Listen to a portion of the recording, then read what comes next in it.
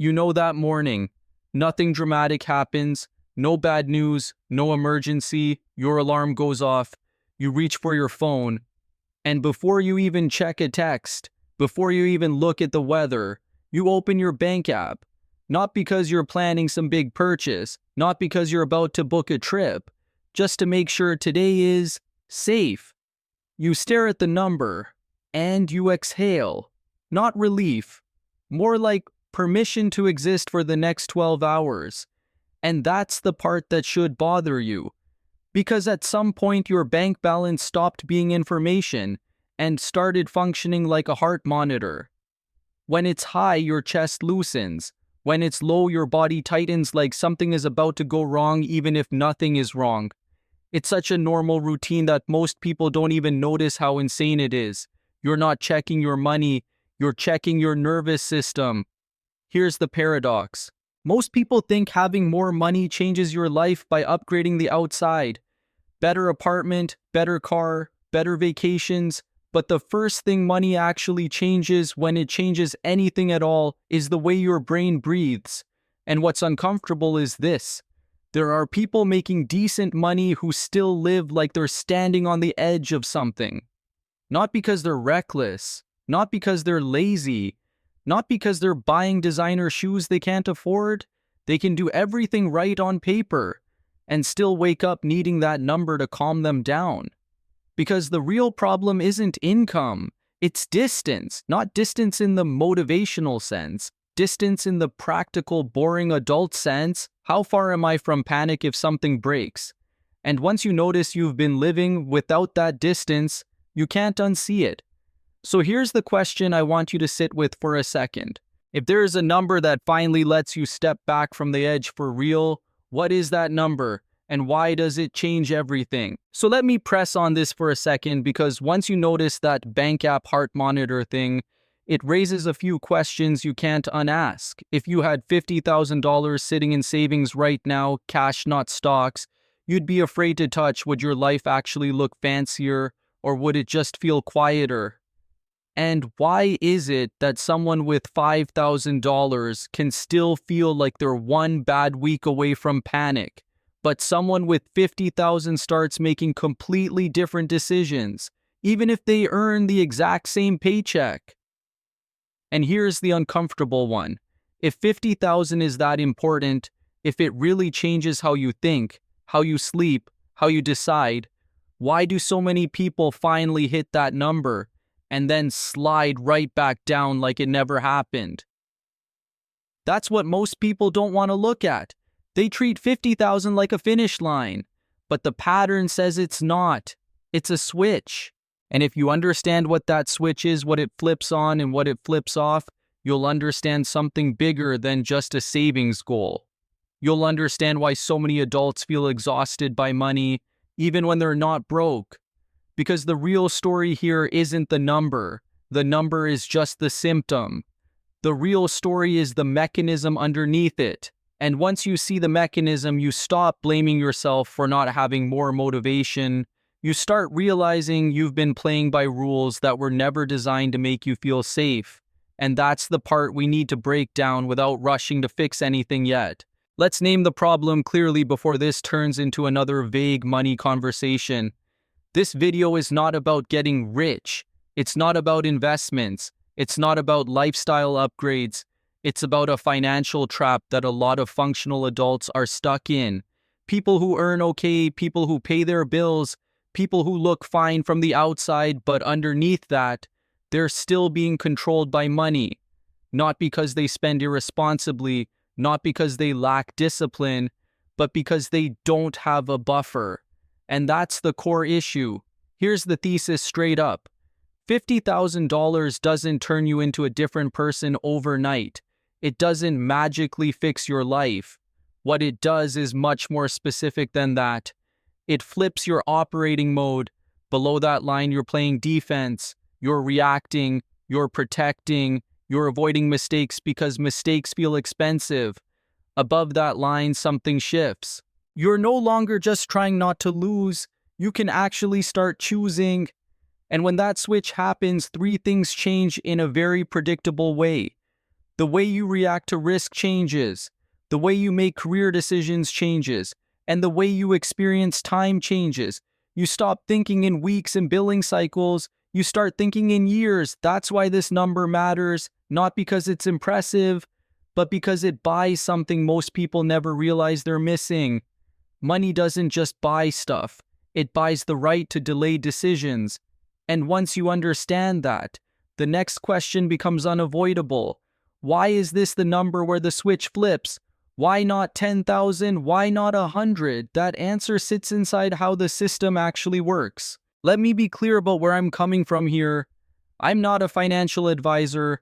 I'm not here to sell you a system. I don't promise financial freedom. What I am is someone who spent an unhealthy amount of time watching how people actually behave around money. And there's a pattern I keep seeing over and over in different incomes, different careers, different cities.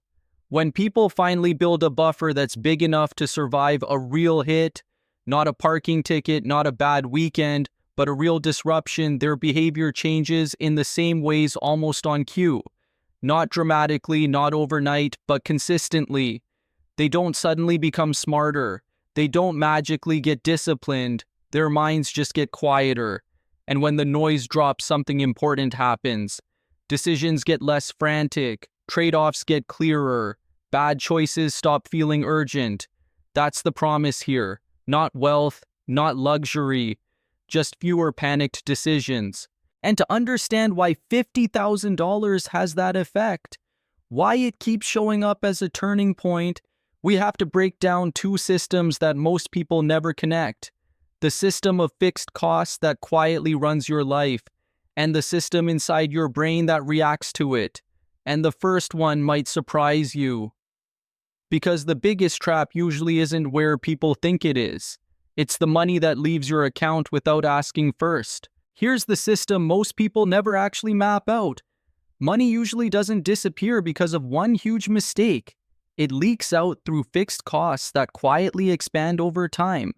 Rent or a mortgage, a car payment that felt reasonable when you signed it, insurance, subscriptions you forgot you even have, childcare, groceries that somehow cost more every month without asking permission. None of this feels reckless. That's the trick. It all gets normalized, and then it gets automated. Auto-pay turns those costs into something that feels handled, even though they're handling you. Once your fixed costs get big enough, something subtle happens. You stop having freedom of choice. You only have freedom of reaction. You're not deciding what to do with money anymore. You're responding to what's already been promised to someone else. Let me make this concrete. Say you earn $5,000 a month. Your fixed costs add up to $4,300. Rent, car, insurance, food, everything that's already locked in. That leaves you $700 for flexibility, for mistakes, for life. Now imagine a $900 problem shows up. Car repair, medical bill, travel you didn't plan for. On paper, it's not catastrophic. In your body, it absolutely is. Because your brain does the math instantly. 700 minus 900 means you're underwater. And once your brain knows that, it flips into alert mode. Not logically, physiologically. That's what living on the edge actually is. Now contrast that with $50,000 in savings. That money doesn't make you rich, but it creates a buffer thick enough that the same $900 problem doesn't trigger panic. The event is the same. The reaction is completely different. And that's where most people misunderstand what's really going on here. The problem is, your brain doesn't measure safety with spreadsheets. It measures safety with feeling. And the system you're living in is designed to keep that feeling just barely out of reach. Which means if you feel constantly tense around money, it's not because you're weak. It's because this system works exactly the way it was built to work. If autopay has ever felt like a quiet weight sitting in your chest, you already know what I'm talking about. And once you see that system clearly, the next question becomes unavoidable. Here's where most people turn this into a character flaw. They call it laziness. They call it lack of discipline. They tell themselves they're just bad with money. That's not what's happening. When your finances are thin, your brain flips into what psychologists call a scarcity mindset. And that word sounds academic, but the experience is simple. Everything feels urgent. Not dramatic urgent, quiet urgent. You stop thinking in years. You start thinking in weeks, sometimes in days. Your brain narrows its focus to one question. Can I get through this cycle without something going wrong? And when you're living there, present bias kicks in right behind it.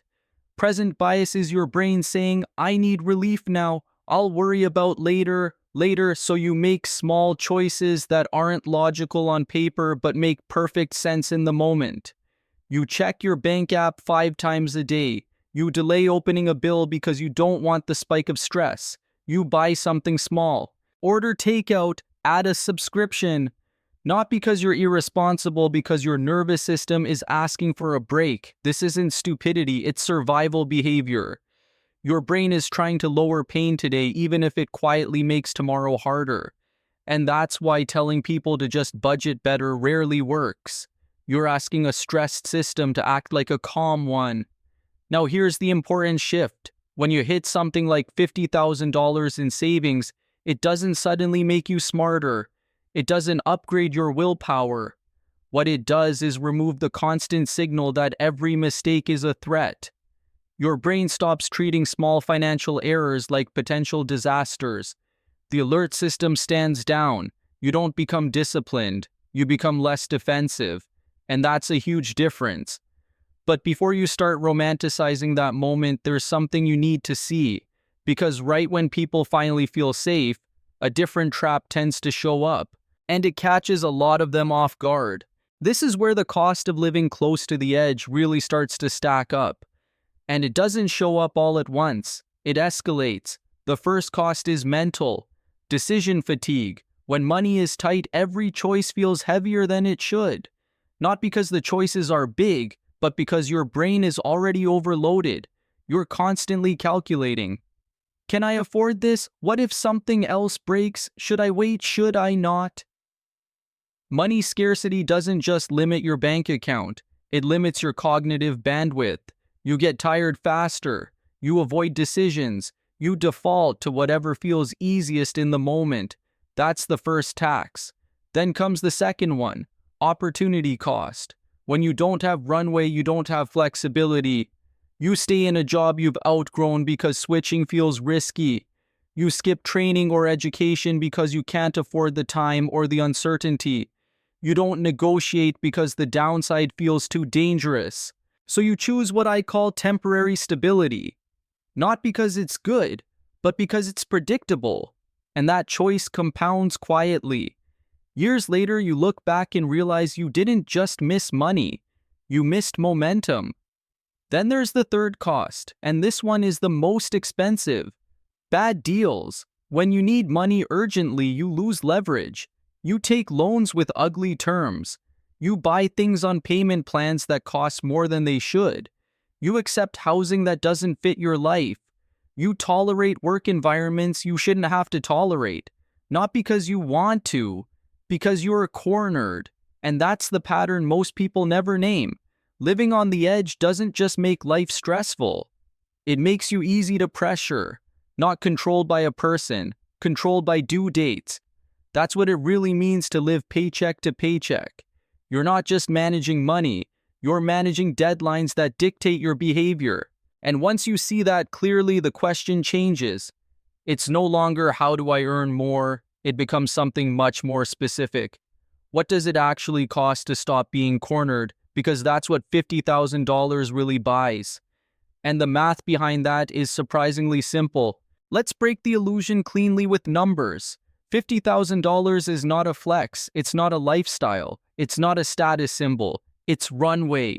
Here's what that actually means. If your monthly cost of living is $4,000, $50,000 buys you about 12 and a half months. Not forever, not freedom, just time. If your costs are closer to $3,000 a month, that same $50,000 stretches to roughly 16 and a half months. Now compare that to where most people actually are, $5,000 in savings. That's 1, maybe 2 months, 10,000, 2 to 3 months if nothing goes wrong. And here's the psychological difference that matters. 1 to 3 months is not safety. It's counting days. You're still watching the calendar, still doing math in your head, still asking, what if this drags on? But 12 to 16 months, that's optionality. That's the difference between reacting and choosing. At that point, a $900 problem doesn't hijack your nervous system. It's annoying, not terrifying. And this is where people get confused. They think money buys happiness, or freedom, or luxury. What it really buys at this level is the ability to not decide while panicking. You don't buy financial independence, you buy composure. That's the adult luxury nobody advertises. Runway turns emergencies into inconveniences. It turns I have to into I can wait. And once you feel that shift, you start seeing decisions differently. But here's the part almost no one talks about. The moment people realize they have runway, they become vulnerable to a brand new mistake. Because safety has its own trap. And if you don't see it coming, it can erase that runway faster than you think. Let's run the same event through 2 timelines. Nothing dramatic, nothing rare. Your car breaks down. The repair is $1,800. Timeline A starts with $5,000 in savings. The number hits your screen and your body reacts first. Your chest tightens, your mind races. You don't think about options, you think about survival. You put it on a credit card, maybe a payment plan. The interest doesn't feel real yet. Then the second wave starts. You cut back on things you actually need. You skip appointments. You say no to plans because you're busy but you're really stressed. For the next 2 or 3 months, your decisions are smaller, more cautious, less creative. Your energy drops, your work quality slips, and slowly that 1800 turns into a season of bad momentum. Now run the same event through timeline B, same car, same repair, same price. But this time you have 50,000 in savings. You're annoyed. You're not happy about it, but you're not panicking. You pay it. You move on. No interest, no ripple effect, no behavioral spiral. And that's the real opportunity cost most people miss. In the first timeline, you didn't just lose $1,800. You lost calm. You lost focus. You lost decision quality for months afterward. In the second timeline, the problem stayed the size it actually was. And once you see that difference clearly, something uncomfortable shows up. Because the moment people understand how powerful that buffer is, they often do something that destroys it. Not by accident, by emotion. And that's the trap that waits right after 50,000. This is the part almost nobody warns you about. The moment you hit $50,000, a quiet thought sneaks in. Not loud, not dramatic, just comfortable. I'm safe now, I've made it, I can relax. That's the trap. Because what usually follows isn't one big mistake. It's a series of small permissions. You upgrade the car a little. You move to a nicer place. You add a few subscriptions you used to avoid. You stop tracking as closely because it feels unnecessary now. And you justify it the same way every time. I deserve this. I worked hard for this. I'm finally in a good place. Here's what's really happening. Your brain spent years in scarcity, always bracing, always waiting for the next hit. So when it finally sees a big number sitting still, it treats it like a celebration. A dopamine release, not consciously, chemically.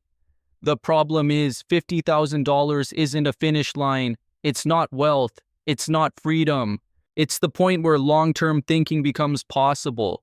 And if you convert that runway into lifestyle, you don't move forward. You just rebuild the edge at a higher monthly cost. Same stress, bigger bills. You're back to watching your balance, back to calculating weeks, except now the stakes are higher. That's why this trap is so dangerous. It doesn't feel reckless. It feels earned. And once you fall into it, the buffer disappears quietly. No explosion, no warning. Which raises an uncomfortable question. Why does this pattern show up so consistently? Why does the moment people start breathing easier, the system rushes in to make sure they never stop running? That part isn't accidental. This is where things get uncomfortable, not conspiratorial, just honest. Modern consumer economies don't work best when people are broke. They work best when people are tense. Just tense enough. Think about the behaviors that keep the system humming. You finance instead of waiting. You swipe instead of saving. You subscribe instead of owning. You upgrade to match the lifestyle you're shown. None of that requires you to fail financially. It just requires you to feel a little rushed. Because people with runway behave differently. They wait for sales. They walk away from bad deals. They cancel services that don't earn their place. They don't need convenience at any price. And that's a problem for industries built on urgency. So the system doesn't push you into collapse. That would be inefficient. What it does instead is normalize pressure. Monthly payments feel normal. Carrying a balance feels normal. 5 streaming services feel normal. Living close to your income feels normal. Not because anyone is evil, but because a calm consumer is a difficult consumer.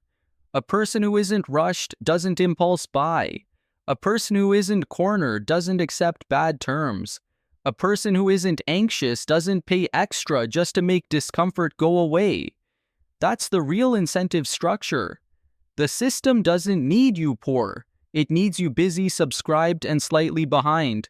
Which is why the moment you build real runway, something subtle happens. You start opting out, and opting out changes how you move through the world. So the real question isn't whether $50,000 buys better things. It doesn't. The real question is this: what actually changes in your life when your decisions stop being driven by urgency? Because that's where the difference shows up. Let's close this cleanly. $50,000 is not a trophy. It's not something you post about. It's not proof that you've won. It's a threshold. It's the line where your life shifts from reacting to choosing. That money buys runway. Runway buys calm. Calm buys better decisions. And better decisions quietly put you on a different trajectory. Not overnight, not dramatically, but consistently. When you have runway, you don't have to accept the first offer. You don't have to stay in the wrong job just because the bills are loud. You don't have to make short-term sacrifices that poison the long-term. But here's the catch that matters. If you fall into the $50,000 trap, if you treat it like a finish line, if you inflate your lifestyle to match it, you don't move forward. You rebuild the edge, and this time it's sharper. Same stress, higher costs, less margin for error. So the real takeaway isn't about saving a specific number. It's about understanding what money is actually doing to your behavior. Your life doesn't change with $50,000 because you can buy more things. It changes because for the first time you're not forced to make bad decisions just to survive. That's when money stops being a constant threat in the background and starts becoming what it was always meant to be: a tool. Real freedom isn't spending without limits. It's the ability to delay decisions until they're actually good ones. And once you understand that, a lot of things about money and about yourself start making sense. If you want, in the next video, I'll break down a harder question. Why so many people raise their income but never manage to keep runway? And how fixed cost creep quietly kills it every time.